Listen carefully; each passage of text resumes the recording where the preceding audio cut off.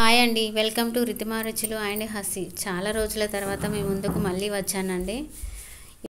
ఇవాళ అయితే చాలా గాలివాన అయితే బాగా వచ్చిందండి. ఎంత గాలి వచ్చిందంటే చెట్టు కొమ్మలు విరిగి కింద పడేంతగా గాలివాన వచ్చిందండి. ఆ టైంలో ఒక గూడు అయితే కింద పడింది. ఆ గూడులో 3 ఉడత పిల్లలు అయితే ఉన్నాయండి. ఒక పిల్ల అయితే పారిపోయింది, ఇంకా 2 పిల్లలు అయితే అలాగే ఉండిపోయినాయి.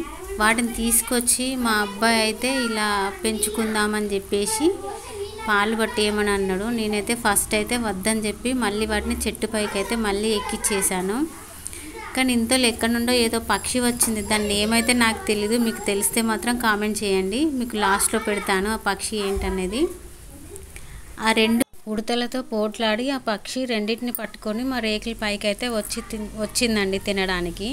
మా బాబాయ్ అయితే ఆ పక్షిని రాళ్ళతో కొట్టి 2 ఉడతలను విడిపించేశాడు. విడిపించేసి మమ్మీ పాలు పట్టిద్దామని చెప్పాడు.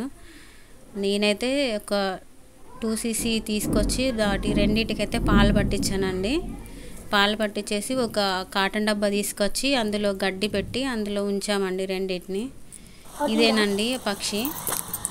దాని రాళ్ళతో కొట్టడం వల్ల పక్షి కొద్దిసేపు పైకి ఎగరలేకపోయిందండి. కొద్దిగా డెటాల్ అనేది కాటన్లో ముంచి రాశాను. ఆ పక్షికి కూడా రాసిన కొద్దిసేపటి తర్వాత అది పైకి ఎగిరిపోయిందండి.